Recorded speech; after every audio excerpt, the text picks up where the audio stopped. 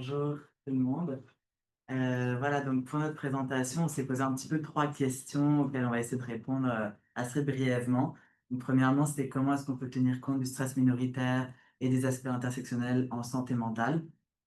Comment est-ce qu'on peut faciliter la communication d'un consentement éclairé pour permettre d'accéder à des soins d'affirmation de genre? Et finalement, ça serait quoi une approche affirmative en santé mentale, en psychothérapie, puis comment est-ce qu'on peut la mettre en place?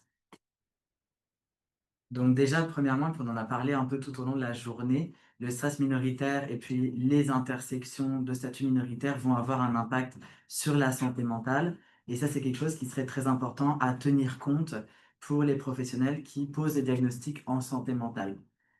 Puis je vais le détailler un petit peu ici dans un schéma. Je pense que tout le monde ici connaît quand même assez bien le stress minoritaire et les intersections, mais juste pour un petit rappel.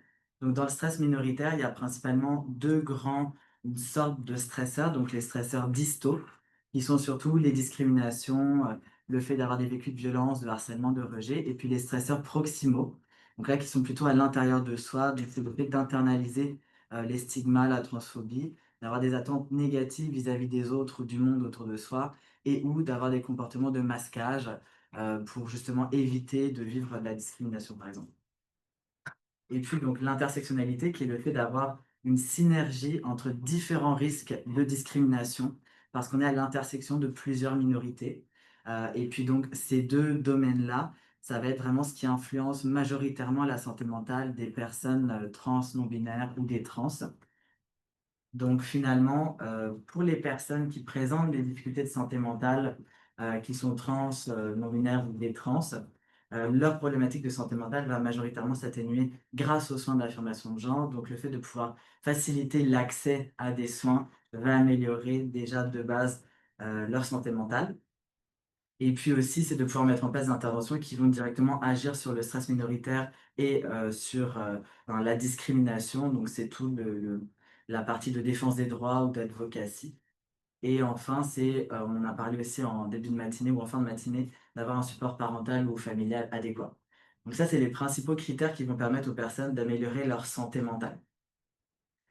Et puis, on en a parlé aussi avec la présentation de Florence ce matin, parce qu'on entend beaucoup dans les discours un petit peu que finalement, ça serait les vulnérabilités de santé mentale qui empêcheraient d'avoir un consentement éclairé ou de pouvoir exprimer son opinion. Donc, c'est important de rappeler que c'est pas parce qu'on a des problématiques de santé mentale qu'on n'est pas en mesure d'exprimer son consentement et de consentir de manière éclairée. Et puis, ça devrait pas être un obstacle à recevoir des soins d'affirmation de genre. Au contraire, le fait que des personnes aient des vulnérabilités de santé mentale ou sont en situation de neurodiversité devrait faire que on favorise, on aide et on soutient d'autant plus l'accès à des soins parce qu'on sait que c'est plus compliqué pour ces personnes-là.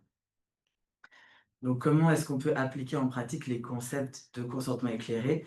Premièrement, pour les professionnels qui fournissent des soins, c'est que eux ont la responsabilité de fournir une information qui est adéquate et qui va s'adapter aux besoins des personnes. Donc ça peut vouloir dire s'adapter sur le plan de la communication, sur le plan du niveau de compréhension et en fonction de l'âge. Et ça peut être de répéter l'information pour s'assurer que toutes les informations nécessaires sont bien reçues par la personne. Ensuite, ça, c'est plus la responsabilité des jeunes personnes qui peuvent demander des soins, parce qu'ils ont une responsabilité aussi dans le consentement éclairé, c'est qu'ils doivent aussi pouvoir démontrer qu'ils ont bien compris les avantages, les effets, puis les risques des soins, et donc il y a différentes façons dont on peut accommoder les personnes pour qu'elles puissent exprimer leur compréhension, notamment pour les personnes à neurodiversité qui n'ont pas nécessairement beaucoup de langage verbal, ben, on doit pouvoir accommoder pour que ces personnes puissent quand même exprimer qu'elles ont bien compris. Ensuite, c'est de s'assurer que les personnes sont aptes à prendre les décisions. Puis on en a parlé ce matin un petit peu avec Florence. C'est un concept quand même, je pense, qui mériterait qu'on s'y attarde et qu'on fasse peut-être un peu plus de recherche là-dessus, surtout pour les jeunes personnes. Parce qu'actuellement au Québec, l'âge de l'aptitude, théoriquement, c'est 14 ans. Mais encore une fois, qu'est-ce qui fait qu'à 13 ans, 11 mois, on n'est pas en mesure d'être apte et qu'est-ce qui fait qu'à 14 ans et un jour, on est apte? Bon, dans le développement, c'est pas si clair que ça. Et puis, c'est sûr que bon, ça fait que là, actuellement au Québec, il y a besoin d'un consentement parental avant 14 ans ou pour les personnes qui auraient par exemple un handicap intellectuel. Donc c'est sûr que ça partirait du principe que les parents sont bienveillants vis-à-vis de leur enfant et vont aussi agir dans leur intérêt. Et je pense qu'on gagnerait à s'intéresser plus justement au concept de assent, c'est-à-dire de permettre que les jeunes expriment leur avis et leur volonté, même s'ils ne sont pas encore aptes à prendre des décisions. C'est quand même comment favoriser le fait que les jeunes puissent exprimer leurs souhaits. Et puis, quatrièmement, c'est de vérifier que le consentement n'est pas donné en situation de coercition, mais j'ai surtout précisé que souvent la coercition elle va s'exercer à l'inverse pour limiter le fait d'aller rechercher des soins d'affirmation de genre. Donc, juste par rapport à ça, pour conclure ou résumer, le fait que des personnes soient dans la neurodiversité ou des problèmes de santé mentale ou des problèmes de personnalité, ça va pas être en soi une inaptitude à consentir. Parce que j'ai l'impression souvent dans les discours un peu des trans qu'on voit dans les médias, ça parle de jeunes qui ont des troubles de personnalité, que donc ils ont détransitionné à cause de leur vulnérabilité de santé mentale. Je pense que ça, c'est quelque chose d'important à rappeler, que c'est pas le cas. Et on doit surtout mettre en place des mesures d'accessibilité pour favoriser l'expression du consentement éclairé, pour redonner aux jeunes leur autonomie corporelle et puis qu'ils puissent exprimer leur autodétermination. Et puis, donc c'est ça, c'est important de reconnaître la responsabilité des jeunes personnes qui demandent des soins et de remettre la responsabilité au centre. Et puis de se rappeler que c'est un processus continu, le fait de prendre des décisions par rapport aux soins, et que dans tous les cas, on doit pouvoir mettre en place des espaces qui permettent aux jeunes de aussi revisiter leurs décisions au cours du temps. Et donc ça, c'est entre autres pouvoir permettre des espaces transaffirmatifs dans les milieux de soins qui vont permettre justement de rediscuter voilà, de à quel point la personne est toujours satisfaite de ses soins ou est-ce qu'il y a d'autres choses qu'elle voudrait modifier. Et donc, je laisse la parole passer. Donc, pour la dernière partie, je vais plus aborder ce qui est des aspects de psychothérapie affirmative. Puis, je voulais quand même faire un petit aparté avant de me plonger plus sur comme les grands principes pour dire que dans les standards de soins, c'est quand même bien indiqué que la psychothérapie ne devrait jamais être nécessaire ou préalable à tout autre type de soins. Au contraire, si la psychothérapie avait à être justement comme nécessaire avant l'obtention de d'autres soins, mais ça pourrait être préjudiciable. Mais ça nomme quand même que la psychothérapie pour les personnes trans et de la diversité de genre peut être bénéfique pour les personnes qui en ressentent le besoin. Puis c'est là-dedans que je m'intéresse là, avec la psychothérapie affirmative. Donc, qu'est-ce que c'est?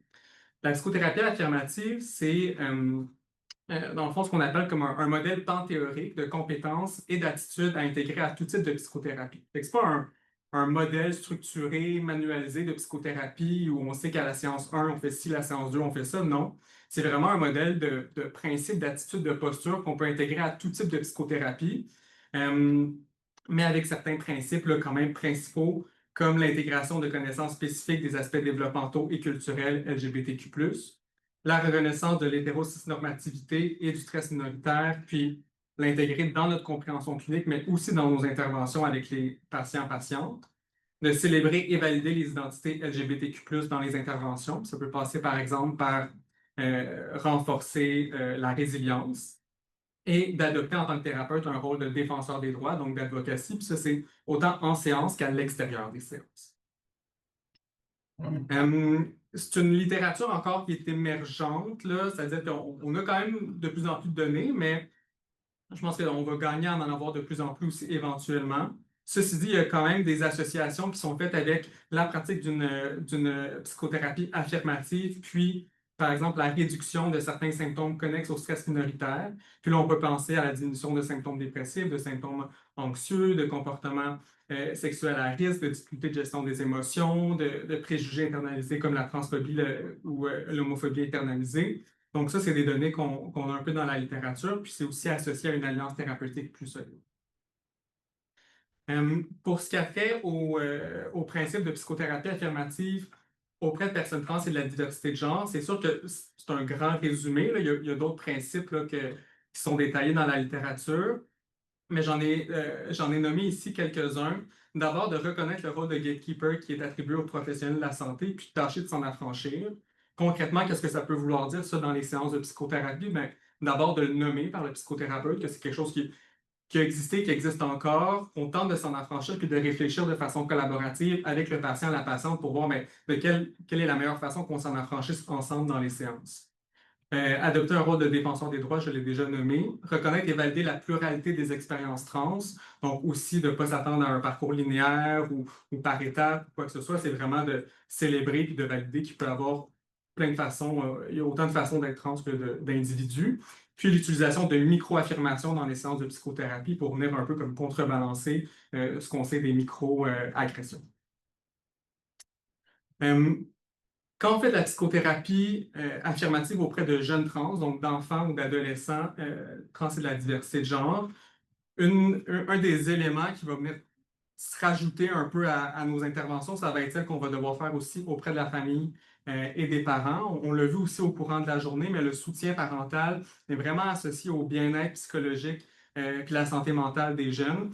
Donc, si on occultait cette partie-là, on se priverait d'interventions qui seraient vraiment bénéfiques pour la santé mentale des jeunes conçus en psychothérapie. Ça peut aller dans Ça peut aller dans plein de directions. Il y a plein d'interventions différentes qui peuvent être possibles. Là, j'en ai listé quelques-unes, mais une que je voudrais peut-être retenir et qui ressortait beaucoup dans la littérature, c'est vraiment de faciliter l'accès à des réseaux de soutien communautaire ou, en fait, c'est plus large que ça, mais comme des groupes de parents, des groupes où les parents peuvent se rencontrer, échanger. Puis là, ça peut être justement soit de façon communautaire, par exemple dans des organismes, mais aussi en clinique, dans les services spécialisés ou de première ligne ou les CLSC, des choses comme ça, mais que vraiment la rencontre de parents qui ont des enfants trans ou de la diversité de genre semble assez favorable à une progression positive du soutien parental et donc de la santé mentale des jeunes. Et puis en terminant, c'est une littérature qui est encore plus parcellaire. Là. Si on regarde vraiment la littérature qui s'adresse à la psychothérapie aux personnes des trans, c'est très minime ce qui existe pour le moment. On peut s'imaginer, en sachant ça, que les barrières aux soins de psychothérapie affirmative pour les personnes des trans sont d'autant plus nombreuses que pour les autres personnes. Par exemple, la peur du jugement ou la peur d'être rejeté, puis ça, même par des psychothérapeutes ou des professionnels qui s'affichent en tant que professionnel affirmatif. Pour une personne des trans, peut avoir l'idée de, mais là, est-ce que je vais toujours correspondre un peu à l'idée qu'on se faisait de moi, de ma transition et tout ça. Donc, il y a ça qui se rajoute puis qui peut mener à des interruptions de suivi ou des interruptions de soins sans soutien professionnel pour ces personnes-là. Les besoins psychologiques, dans la littérature que j'ai trouvée, sont rapportés quand même par la quasi-totalité des personnes qui les transitionnent, mais ce qu'on doit retenir, c'est que ces besoins-là ne sont pas du tout homogènes. Donc, il y a plein de besoins, mais la plupart des personnes reconnaissent avoir des besoins. Donc, d'où l'importance d'avoir quand même des notions de psychothérapie affirmative pour les personnes des trans. Ce qu'ils peuvent nommer, c'est comme des comorbidités en santé mentale, composité avec la dysphorie de genre, l'apprentissage de stratégies pour gérer le sentiment de regret. Ceci dit, on l'a vu aussi, c'est pas tout le monde c'est pas toutes les personnes des trans qui ont le sentiment de regret, mais pour celles qui le vivent, c'est un besoin qui est identifié. Puis sinon, l'adaptation aux changements sociaux, physiques ou l'homophobie internalisée. Et dans les interventions, puis je termine avec ça, en thérapie affirmative auprès des personnes des trans, ce qui va être vraiment important, ça va être de créer un espace sécuritaire qui normalise le sentiment d'ambivalence ou juste tout pour le parcours de détransition comme quelque chose qui est normal dans l'exploration du genre et de vraiment soutenir une démarche libre, d'offrir un espace où on peut exprimer les doutes, les regrets, la dysphorie, l'euphorie de genre, qui n'est pas vu comme un risque ou une embûche dans le parcours, mais vraiment quelque chose qui arrive, qui peut être exploré, célébré, avec lequel on se penche avec une certaine curiosité. Puis c'est un peu ce que la littérature pour l'instant nous dit là, sur ces aspects. Ça conclut notre...